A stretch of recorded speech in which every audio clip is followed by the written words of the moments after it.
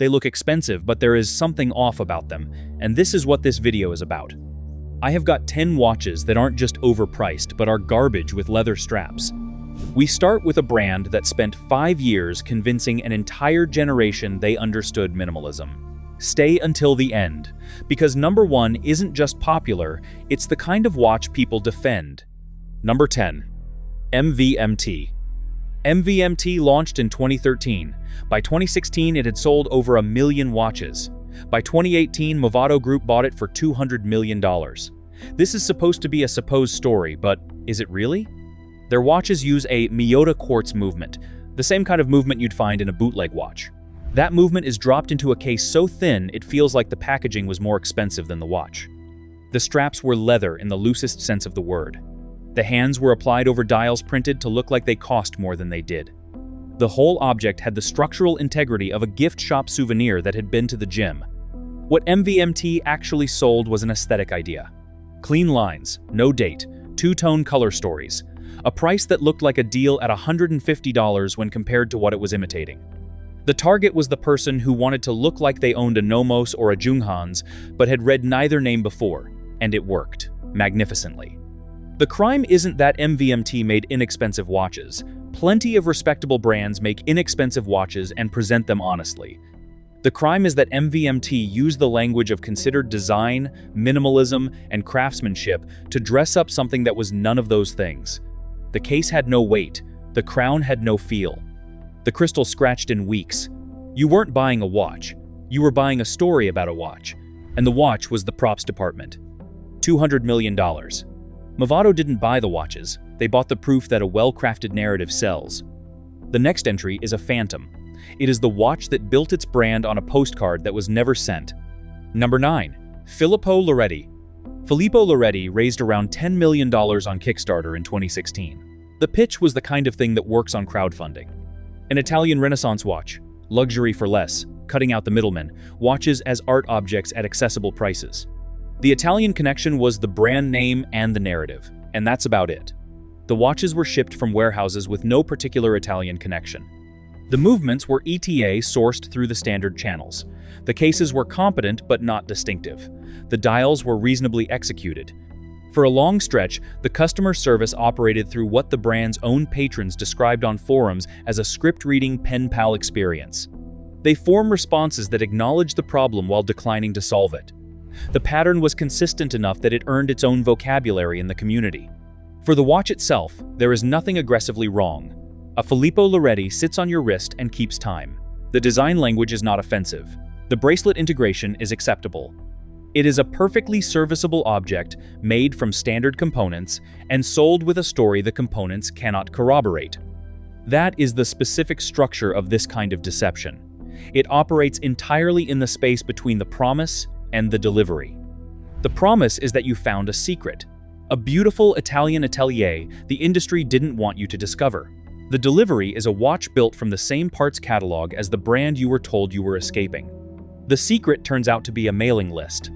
When you separate the story from the object and ask what the object is worth on its own, the answer is the uncomfortable one. The object is worth what it would cost if no one had written a press release about it, from a story that didn't match to a story that couldn't survive translation.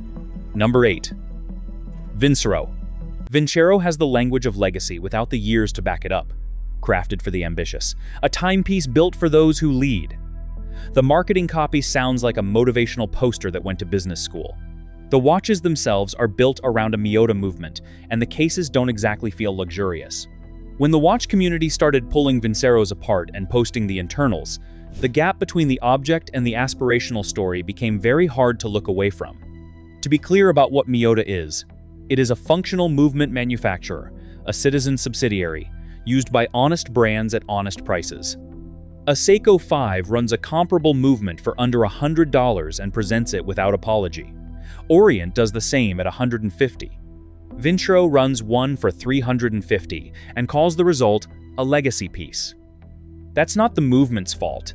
It's what you build around it, what you charge for the building, and what you claim the building means. The watches photograph well. The dials are attractive. The straps are reasonable quality for what they cost. The brand positions itself specifically for the buyer who needs a watch that reads as expensive in a boardroom or on a first date, and for that narrow use case, it works. At 3 feet, the dial looks like something that required more than a stock movement. At 3 inches, during service, it does not. And service is coming.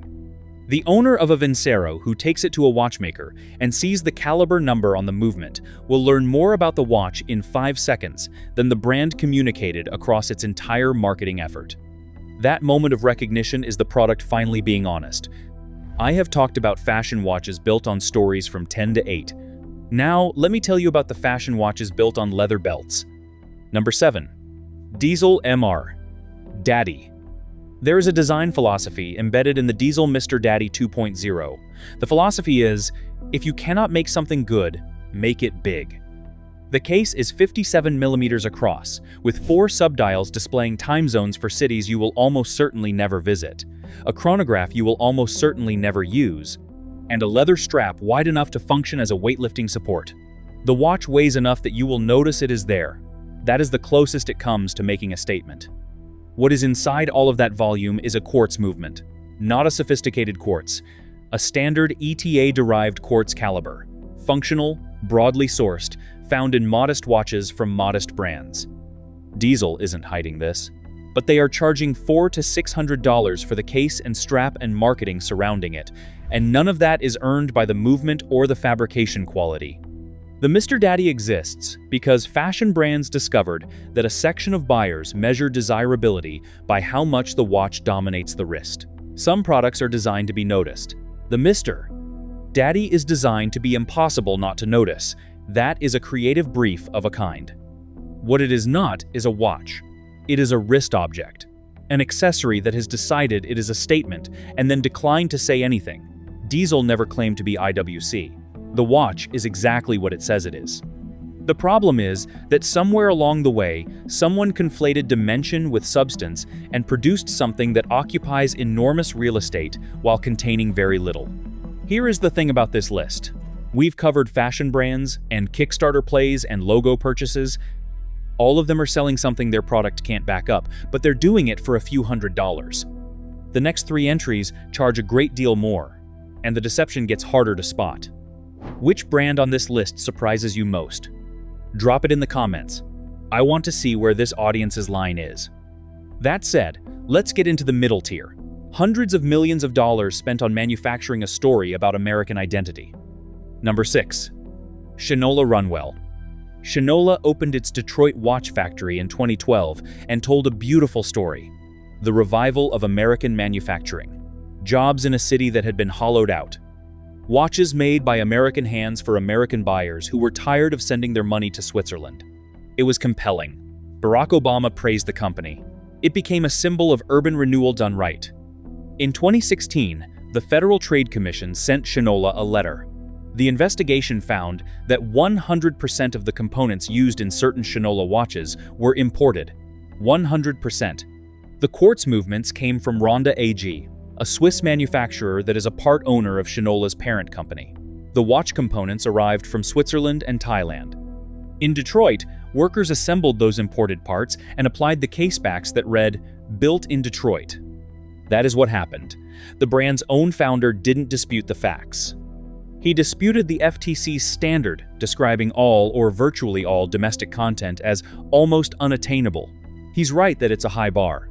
What he didn't address is the gap between what the standard requires and what Shinola's marketing implied. The watches said, "Built in Detroit." The marketing said, "Where American is made." The components said, "Switzerland and Thailand." Shinola's watches now read, "Built in Detroit with Swiss and imported parts." The language is legally sufficient. The brand still markets itself through the Detroit story, the factory footage, the American worker narrative. The adjustment is in the fine print. The impression is managed. The Runwell itself is a genuinely pleasing watch to look at. Clean dial, considered proportions. The kind of American-inflected design language that appeals to a buyer who wants something that feels distinct from the Swiss aesthetic. At around $600, it competes with Tissot, with Mito, with the lower end of Longines. None of those watches carry a patriotism premium. None of them told the FTC their marketing was just aspirational rather than literal. All of them are more transparent about what they are and where they're from. The Runwell is a perfectly good watch. Wear it with genuine appreciation for what it is. A Swiss movement assembled by American workers in a Detroit factory, sold by a brand with a compelling story about job creation. That story is real. Incidentally, Shinola does employ hundreds of people in Detroit, and that matters. What isn't real is the implied claim that the watches are American-made in the way that phrase has meant for a century. The FTC agreed. The watches now say so on the caseback. Most buyers don't read the caseback. From America, let's travel to Switzerland. Number 5. Hublot Classic Fusion. Basic titanium. Hublot sells the idea of fusion. The brand was founded on mixing materials.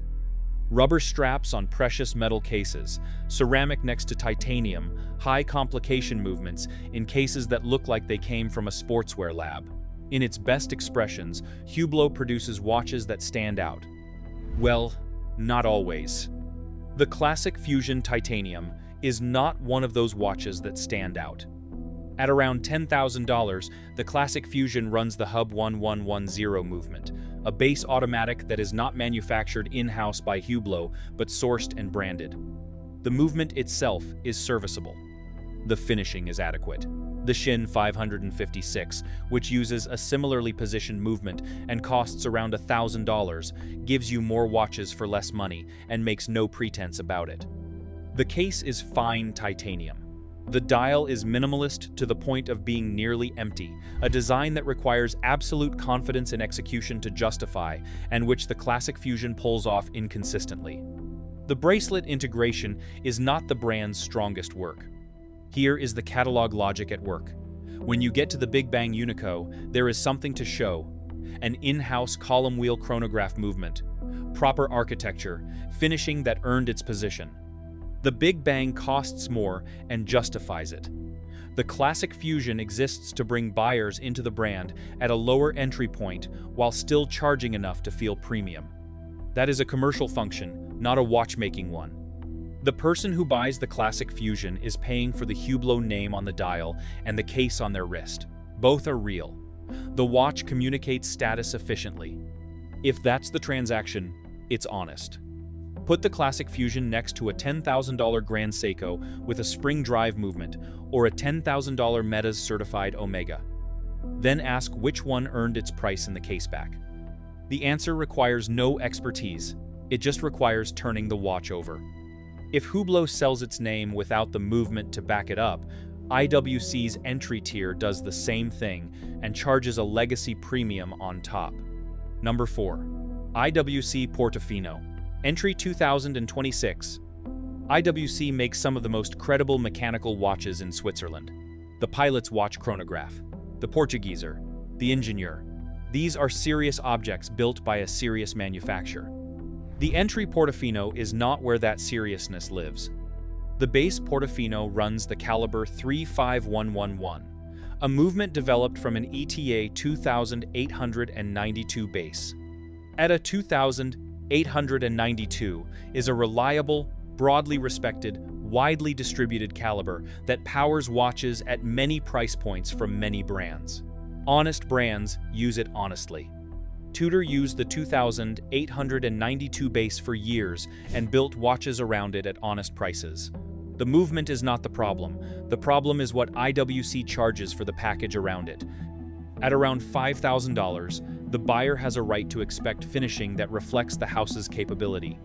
Hand-beveled bridges, perlage on the plates, Côtes de Genève at minimum. What the Portofino entry delivers through the exhibition caseback is a movement finished to functional standards, but not decorated to the standard that it costs that much. The Portofino case is genuinely pleasant, slim, well-proportioned, dial proportions that have been correct for decades. The leaf hands are right, the applied indexes are right. On the wrist, it reads as exactly what it claims to be. $5,000 puts you in a specific tier of Swiss watchmaking. You'll be at the tier where the movement finishing starts to matter because the movement finishing starts to be honest about the house's capabilities. At Jaeger-LeCoultre, the Master Ultra Thin entry shows you finishing that earns the name. At A. Lang & Sonnet, the entry Saxonia shows you hand finishing on every bridge that justifies why you paid what you paid. The IWC Portofino at this price tier shows you a gateway, a watch designed to introduce you to the brand, not to represent it. The watch is a gateway. It brings buyers into the IWC universe before moving them toward the Portugueser 7-day or the Pilot's Watch double chronograph, where the watches get more highly and worth it. That strategy is transparent to anyone who reads a catalog. Every Swiss brand runs a version of it.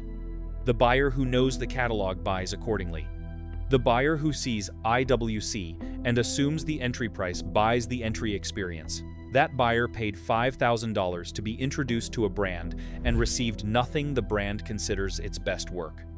From a legacy brand coasting on its own history to a legacy brand in the middle of a public identity crisis. This one is uncomfortable. Number 3.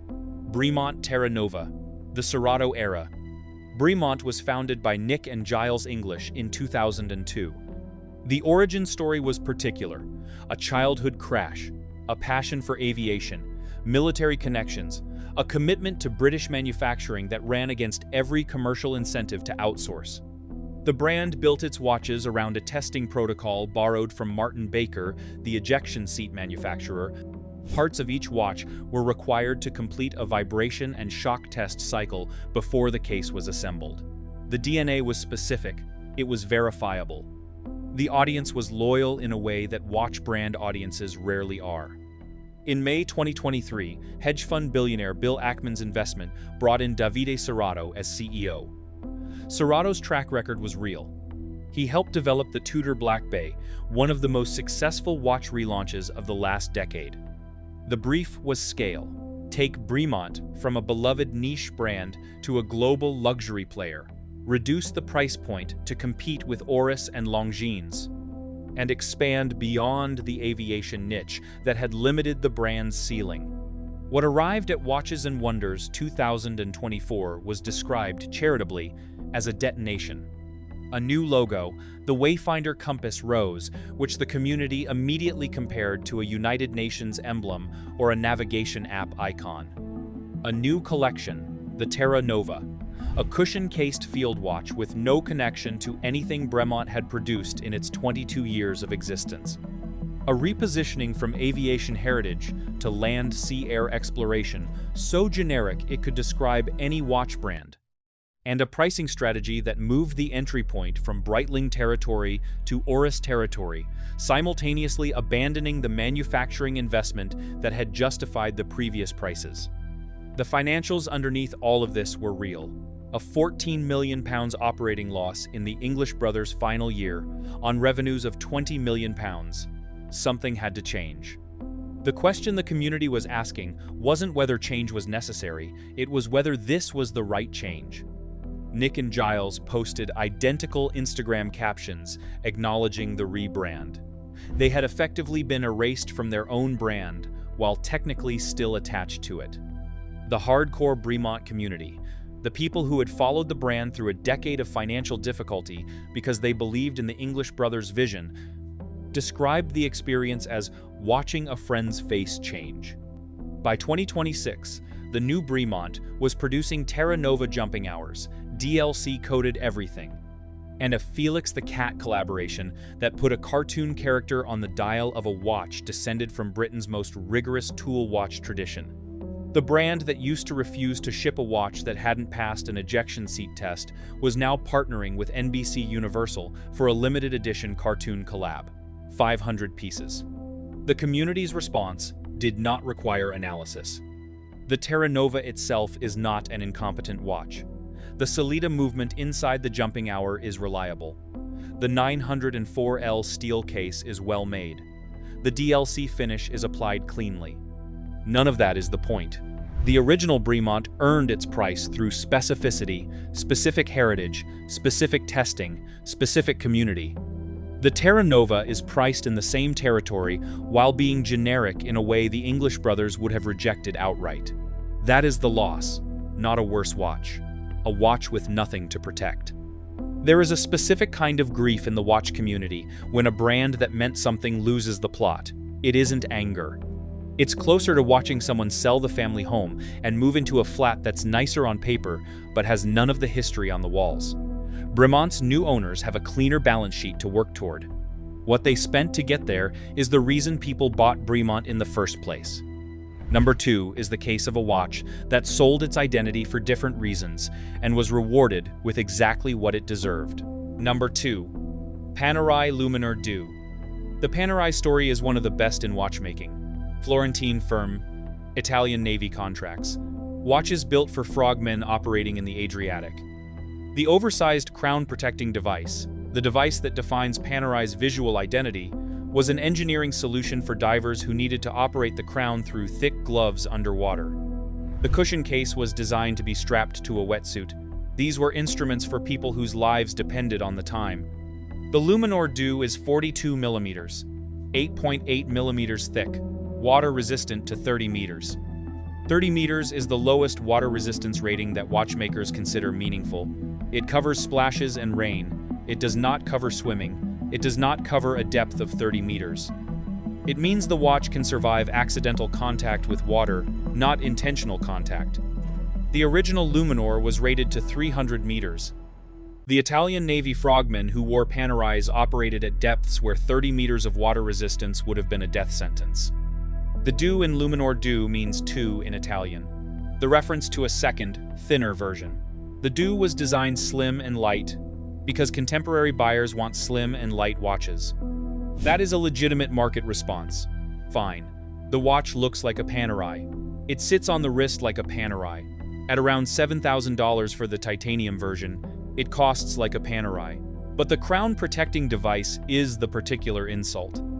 That device exists for one reason, and that is to seal the crown against water pressure in deep water environments. On a Luminor rated for 300 meters, the lever makes sense as engineering. The spring mechanism, the seal, the over-engineering of the crown protection, all of it exists because a frogman's watch cannot fail at depth. On the Luminor Due, the same device seals a crown against 30 meters of resistance. 30 meters. A device designed for 300 meters of pressure is being deployed at a tenth of its intended specification. The engineering purpose of the most recognizable design element in the entire Panerai catalog has been removed while the visual element has been preserved. The symbol remains. What it symbolized has been quietly discarded. Go ahead and own a Luminor Due if the proportions suit you. It is a handsome watch. Wear it dry. Just know that when you engage the lever that locks the crown, you are closing a door to a room that no longer exists in the watch you're holding. Before we move on to the next part, let me tell you this. Most people don't realize this, but buying a watch the wrong way can cost you thousands, and you won't even notice it until it's too late. You walk into a store or browse online, and everything looks the same, but behind the scenes, there's a system. Prices aren't always fair, availability is controlled, and one bad decision can leave you overpaying for something that doesn't even hold its value. That's why I created a complete free insider guide to buying watches. Inside, you'll find the best watches to buy, the watches to avoid, and how to choose a watch that actually fits your style and budget long-term. The goal is simple. I'll help you stop guessing and start buying smart. You'll find the free guide in the pinned comment and description. Now, let's move on to the next part. Number 1. The Instagram Disruptor. This one is not one brand, it is a pattern, a type. Something the watch world has produced in such quantities over the past decade that naming one example would let 30 others off too easily. The Instagram Disruptor launches with a founder's story. Usually someone with experience in finance or tech or consulting who fell in love with watches and couldn't find anything in between the cheap fashion brands and the Swiss luxury houses. The gap in the market, they explain, is a myth maintained by legacy brands to protect their margins. They are going to fix it. The watch itself is assembled from components sourced through standard channels Miyota or Sellita movements, cases from Chinese or Korean manufacturers who serve 100 different brands, straps from the same leather suppliers used by a dozen other brands with the same founder's story. The finishing is photographed extremely well. The brand's Instagram feed is gorgeous. The initial crowdfunding campaign almost always succeeds. sometimes by several multiples of the target.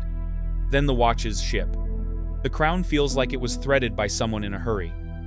The lume is inconsistent. The indices don't all hit the same brightness because the application wasn't controlled tightly enough. The crystal, advertised as sapphire, has edges that suggest the coating is doing more work than the substrate. The bracelet develops a rattle within 6 months. Customer service operates on a ticket system that closes issues without resolving them. The watch keeps time within tolerance because the Miyota movement keeps time within tolerance. The brand takes credit for this as though they engineered it. The gap between the campaign and the object is always most visible in the details the photographer couldn't reach. The crown feel, the case-to-bracelet transition under your thumb. The caseback that sits 3 microns proud on one side because the tolerancing wasn't tight enough. These are the details that separate a watch from a prop, and they are the details that the Instagram disruptor's production process consistently fails to control. Not because the parts are defective, because the margins don't allow for the rejection rate that control requires. The second collection is announced before the refund window on the first has closed. The founder posts on Instagram wearing a reference that hasn't shipped yet. The Reddit threads fill with return requests and deleted critical comments. The brand's response to the community is to post aspirational lifestyle content with words like precision and heirloom in the captions. By the time the brand closes, it has sold enough watches to have been profitable. The inventory cost was managed carefully. The refund obligations were handled on a case-by-case basis. The founder's next venture, 18 months later, often features watches again. You know the name of at least 3 brands that fit this description exactly. You probably own something from one of them. The reason this is number 1 isn't that any single iteration causes the most damage per unit. It's that the pattern never stops producing new examples. Every year, another 8 of them appear. Every year, another 15,000 people pay for a story and receive a watch that couldn't hold the weight of it. Verdict. The 10 on this list are not connected by price. They are connected by the gap between what they sell and what they are. MVMT sold minimalism and delivered minimum. Vincero sold legacy and shipped a Miyota in a light case. Shinola sold American identity and assembled Swiss parts. Panerai Luminor Du sells diving heritage through a watch you cannot dive with. Bremont's Terra Nova sells the English brothers' story and delivers a field watch that Davide Serrato designed for buyers who had never heard the English brothers' names. The Instagram disruptor sells the idea that someone finally figured out what the Swiss were hiding and delivers the same movement you'd find in a fraction of the price alternative, in a case that scratches in humidity. The pattern is the same at $23 and at $10,000, a story that costs more than the object, marketing that works harder than the watchmaker. A premium charged for a narrative the object itself cannot support. The depressing thing isn't that these watches exist. Every market produces objects that oversell themselves. The depressing thing is how reliable the formula is. A good story, well told, moves product at every price point. The watch community's own love of narrative is the exact vulnerability these brands exploit. The defense isn't cynicism. Plenty of watches cost what they cost because the object truly earned the price. You find them by learning what to look at: the caseback, the movement finishing, the water resistance rating on the crown guard that was designed to do something specific and either still does it or was quietly redesigned to suggest it does, the country of origin disclosure that used to occupy 2 words and now requires a sentence. Next time a brand tells you it's different, turn the watch over. What's inside tells you everything the marketing was trying to keep you from asking. The watches on this list sold because the stories were good. Some of the stories are still selling. The only protection is knowing the difference between a story about a watch and the watch itself, and being honest with yourself about which one you're paying for. Drop it in the comments. Which one of these do you own or have you owned? No judgment. Half the point of this list is that the marketing works on everyone. Like this video and subscribe, and see you in the next one.